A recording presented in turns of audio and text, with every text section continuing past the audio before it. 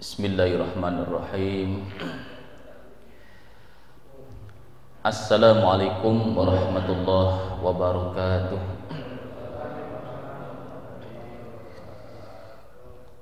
Bismillahirrahmanirrahim.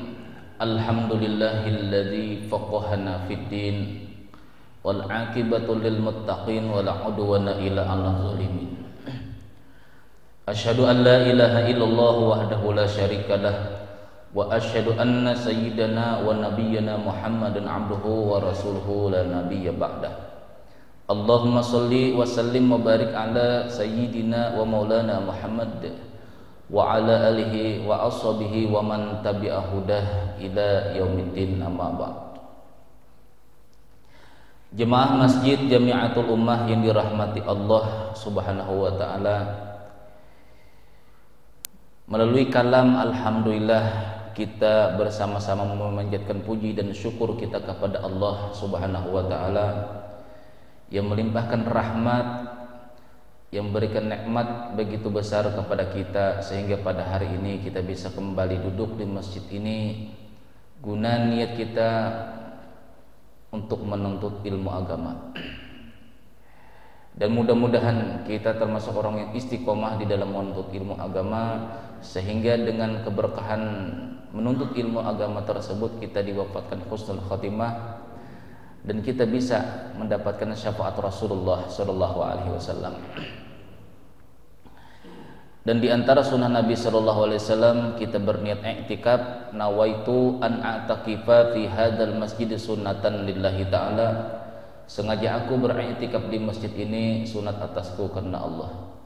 Salawat serta salam marilah kita baca dan kita sampaikan kepada junjungan kita Nabi besar Muhammad sallallahu alaihi wasallam beserta para keluarga, sahabat, zuriat dan pengikut-pengikut beliau hingga akhir nanti.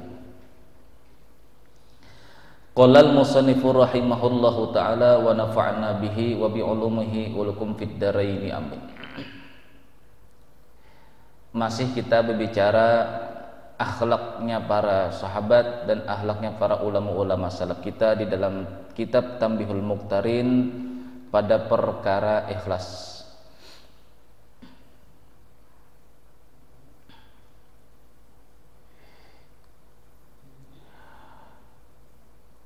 Wa kana Abdullah bin Mas'ud radhiyallahu an yaqulu man aftan nasa fil muskilati min ghairi tarabbusin wala ta'ammulin faqad arada nafsahu lidukhulin nar. Abdullah ibn Mas'ud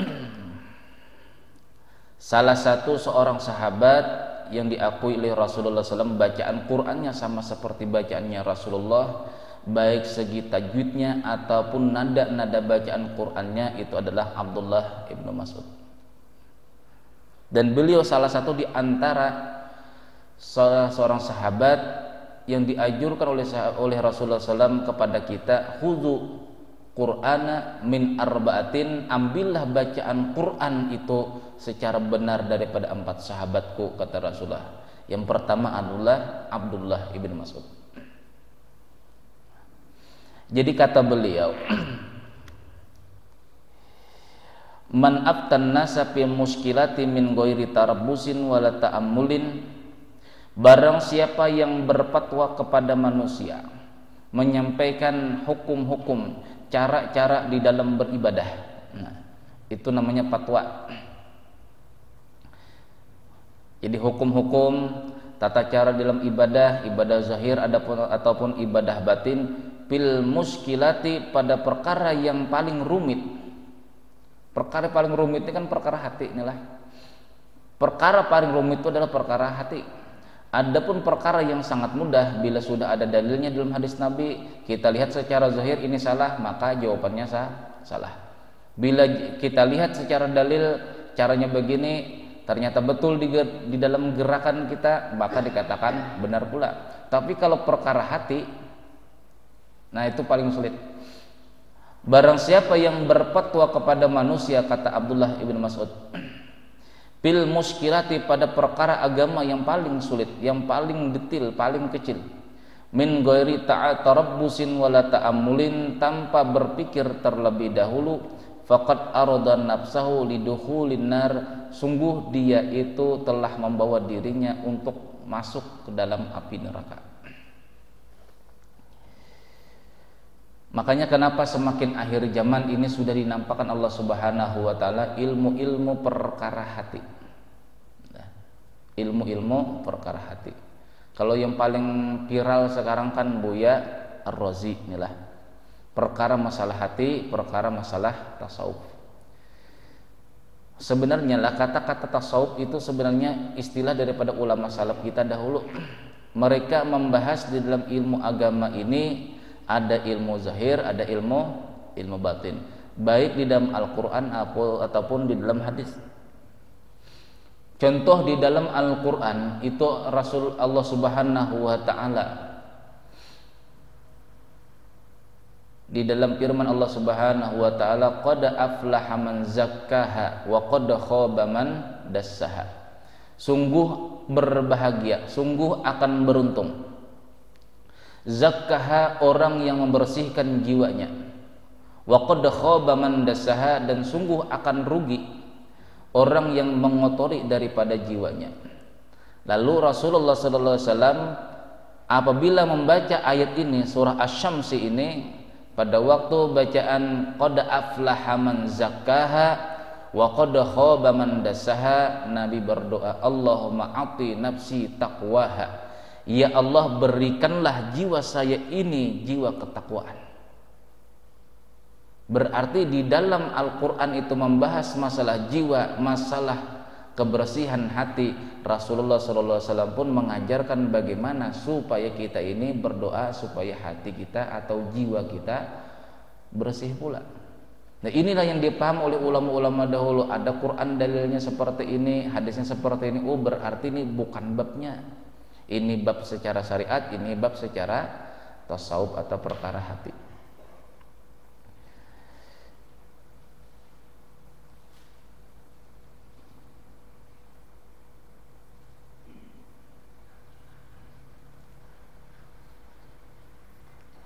Wa kana Amirul Mukminin Umar bin Khattab radhiyallahu yaqulu, adalah Sayyidina Umar radhiyallahu an mengatakan, akhwafu ma akhafu ala hadhil ummah min alimin bil lisani jahilun bil qalbi.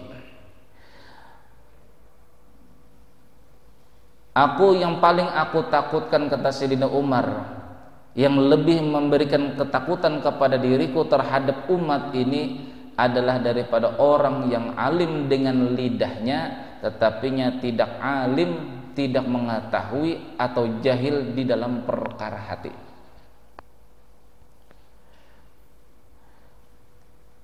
Kalau bicara berceramah bisa, tapi bicara masalah hati sulit. Nah, sehingga Rasulullah SAW lah pernah bersabda, dan ini amalan yang patut kita amalkan. Nabi senantiasa membaca sebelum selesai salam. Pada waktu kan di antara doa yang mustajabah di sanalah. Nah, sebelum kita mengucapkan assalamualaikum warahmatullah, di dalam hadis Imam Ahmad, Imam Ibnu Majah dan Ibnu As-Sunni, riwayatnya sahih, ini Rasulullah SAW senantiasa membaca Allahumma inni as'aluka ilman nafi'a wa rizqan thayyiba wa amalan mutaqabbala. Ya Allah, saya memohon kepada Engkau supaya dapat ilmu yang bermanfaat. Satu. Yang kedua, wa rizqan thayyiba, dan rezeki yang bagus, yang baik. Wa amalan mutaqabbala, dan amalan yang diterima.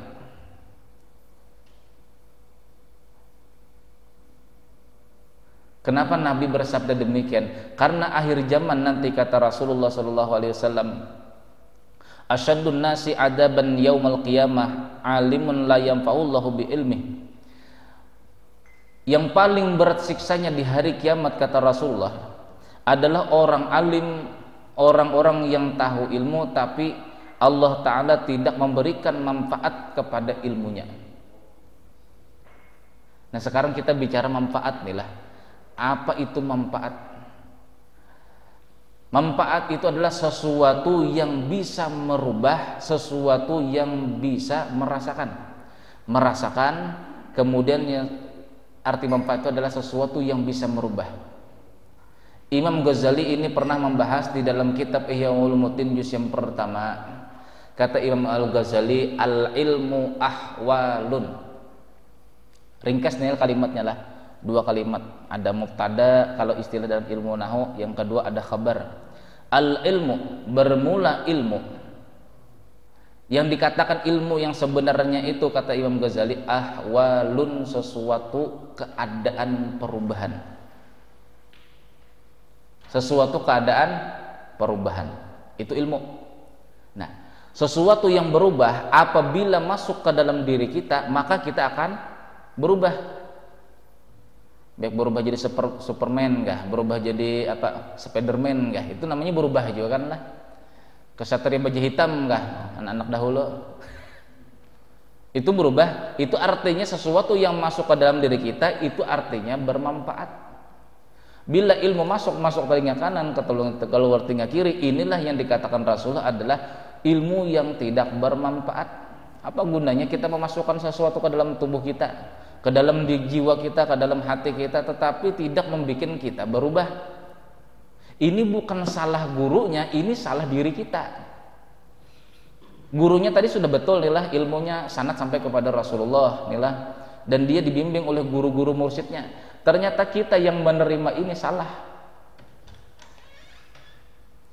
memasukkan. Lalu adalah manfaatnya, tidak ada manfaatnya.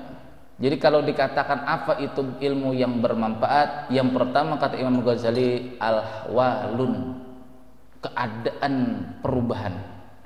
Bila mulai dahulu sampai sekarang tidak berubah-ubah, berarti ilmu yang kita tuntut, ilmu yang kita kaji adalah ilmu yang tidak bermanfaat. Tapi jangan salahkan gurunya, kesalahan teknisi di dalam diri kita. Mungkin ada kabelnya yang rusak. Ilmu itu bukan di kepala, ilmu itu masuk ke dalam hati.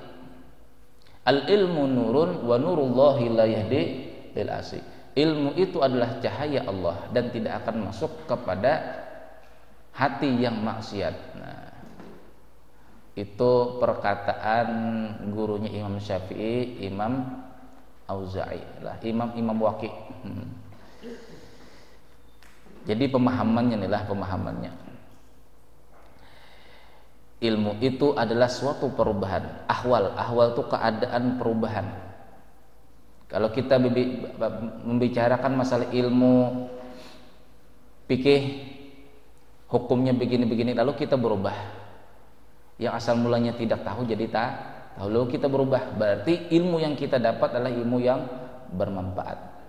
Bila hati kita begini-begini, oh ternyata salah di dalam syariat kita ubah, berarti ilmu yang kita dapat adalah ilmu yang bermanfaat. Nah itu namanya bermanfaat.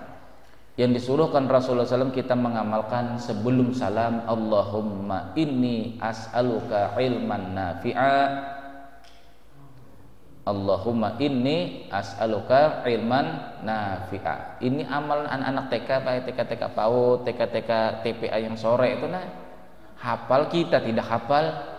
Kasihannya. Maka S2 sudah, S3 sudah tidak hafal juga, anak-anak TK hafalnya. Allahumma inni as'aluka ilman nafi'a.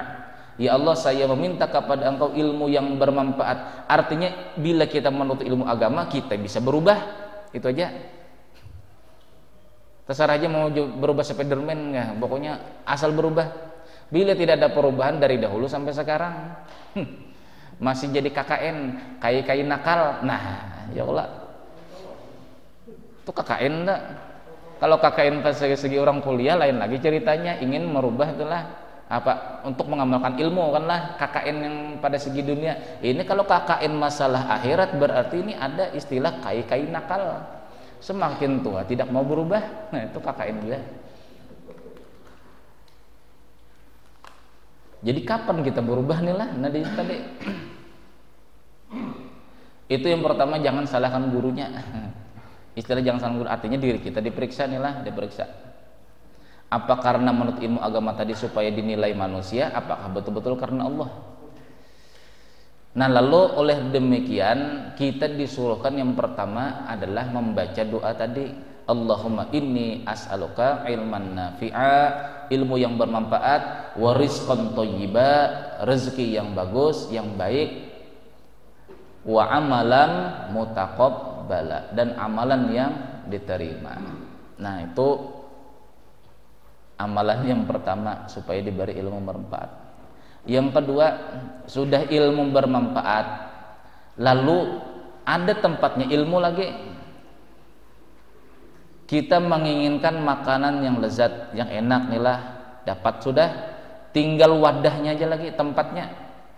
Berarti setelah kita mencari kue yang paling enak, kemudian sediakan tempatnya yang bersih. Bila tidak bersih, tidak mau orang mengasih, tidak mau Allah Ta'ala memberikan ilmu yang bermanfaat. Apa di dalam sabda Nabi Sallallahu Alaihi Wasallam membaca doa Allahumma apa? Allahumma a'ti nafsi taqwaha wa zakkiha. Ya Allah, berikan hamba ketakwaan jiwa ini, wa ma sawwaha, dan penciptaan ketakwaan tadi. Karena Allah lah yang memberikan, fa'alhamaha fujuraha wa taqwaha. Allah lah yang mengilhamkan jiwa, takwaha, ketakwaan jiwa, fujuraha, dan kezaliman jiwa. Allah yang mengilhamkan.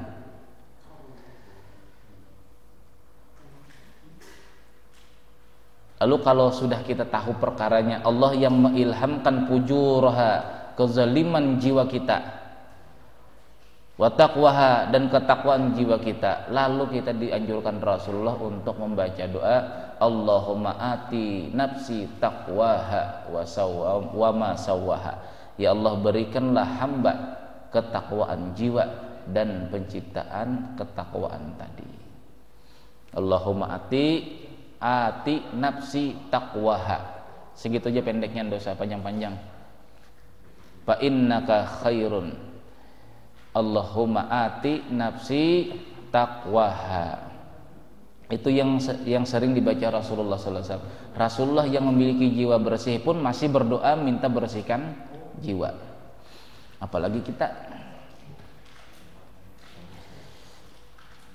Nah, jadi kata Sayyidina Umar radhiyallahu anhu tadi, yang paling aku takutkan, sesuatu yang paling menakutkan diriku daripada umat ini adalah orang itu alim dengan lisan, dengan lidah, artinya bisa menyusun kata-kata di dalam berceramah, di dalam bertausiah bisa menyusun, cuma di saat ditanya perkara hati ini tidak bisa menjawab, bahkan tidak bisa mengarahkan orang-orang yang ada perkara jiwanya lagi tergoncang.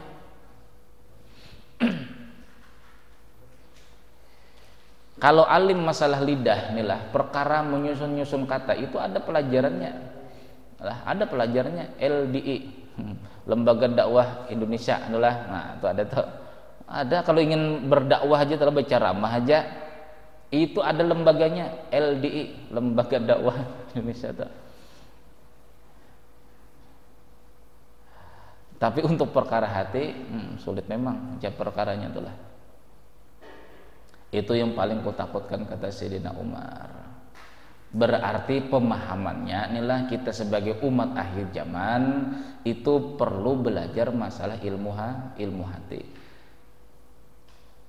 Bagaimana cara belajarnya? Yaitu diantaranya karangan daripada Imam Abu Habs Sya'rani ini, karangan daripada akhlak para sahabat, akhlak para ulama-ulama salaf. Bagaimana mereka itu menjaga hati mereka.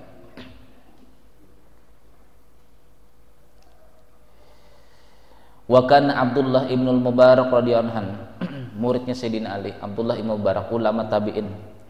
Kata beliau, la yazalul mar'u aliman madama yazunnu anna fi baladihi man huwa a'lamu minhu, fa idza dhanna annahu a'lamuhum faqad jahila. Abdullah ibnul Mubarak, ulama salaf. muridnya Sayyidina Ali, yalah, muridnya Sayyidina Ali.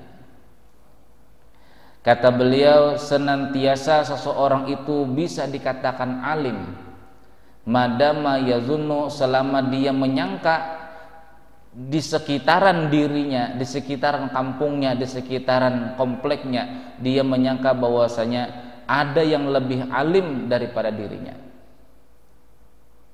Fa idza zanna annahu a'lamuhum, apabila orang itu menyangka dirinya yang paling alim, kata beliau, faqad jahila, orang itu adalah orang yang bodoh.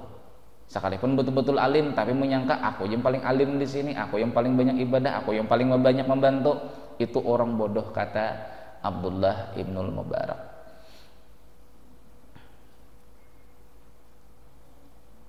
Ini kita ini banyak tertipu dengan pakaian itu aja. Bila berpakaian gamis, pakai bulang di kepala sini, sorbannya bagus, yang harga 2 jutaan tuh, ada harga 2 juta kayak sorban tuh. Itu yang paling alim. Sekarang kita buktikan nih lah, apa pengaruh ilmu yang disampaikan oleh seorang pentausiah atau penceramah, itu tergantung daripada diri kita yang menerima. Bila semua yang menerima itu mengantuk, berarti ilmunya ilmu tidur. Bila ilmu yang disampaikan oleh seorang pentausiah atau penceramah membuat hati kita ini gemar dengan akhirat, berarti itu betul-betul ilmu akhirat. Ini kan perbandingannya begini lah. Ini kita perlu contoh-contoh karena manusia ini Allah Ta'ala berikan contoh-contoh juga. Wa kadzalika yadribullahul amsala linnas la'allahum yatafakkarun. Dan demikian pula Allah senantiasa memberikan percontohan-percontohan linnas bagi manusia la'allahum yatafakkarun, supaya manusia itu banyak berpikir. Jadi manusia itu bisa berpikir kalau dibanyakan contoh-contoh. Orang tidur nih lah, orang tidur mengatakan, ini si A tidur misalnya, di sampingnya ini ada kopi atau ada teh, ada makanan. Lalu dia mengatakan di saat tidur itu, wahai si Fulan, ambil kopi di sampingku, ambil kue di sampingku. Dengan beda dengan orang yang mengatakan, orang itu di saat bangun menyampaikan, ambil kopi di sini, ambil kue di sini. Beda enggak? Beda pengaruhnya, Pak. Karena yang menyampaikan ini, memberitahu ini adalah orang yang tidur, kita tidak terlalu percaya, terkecuali betul-betul datang kepada dirinya. Oh, berarti ngigaunya masih benar juga. Ngigaunya masih benar. Bila sesuatu kebenaran kalau yang disampaikan seseorang inilah masuk ke dalam akal kita, masuk ke dalam hati kita, maka kita akan tenang, karena ilmu itu membuat tenang. Tapi apabila yang menyampaikan ini adalah orang yang sekedar menyampaikan, seperti orang tidur tuh, orang sekedar menyampaikan aja, Pak. Dia di samping dirinya pun tidak tahu ada kopi, ada kue, atau ada apa juga pun. Orang yang mendengar, wah orang tidur ini ngigau aja. Kita tidak akan percaya, sekalipun betul yang dikatakan oleh orang yang tidur tadi, di sampingnya ada kue, ada kopi. Tapi karena orang yang mengatakan ini orang yang tidur, kita tidak akan percaya, setengah percaya masih. Bila kita setengah percaya dengan sesuatu yang disampaikan seseorang, itu kita masih ragu-ragu di sini, Pak Enak. Di hati kita ini, jiwa kita ini masih ragu, masih goyang. Tetapi apabila yang menyampaikan adalah seseorang yang bangun, kita dikatakannya di sampingku ada kue, di sampingku ada teh atau kopi. Kita yang mendengarkan itu otomatis apa?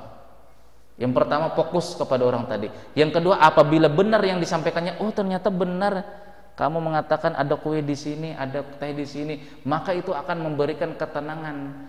Sesuatu pemberitahuan tadi akan memberikan kita tenang. Itulah yang namanya ilmu sebenarnya.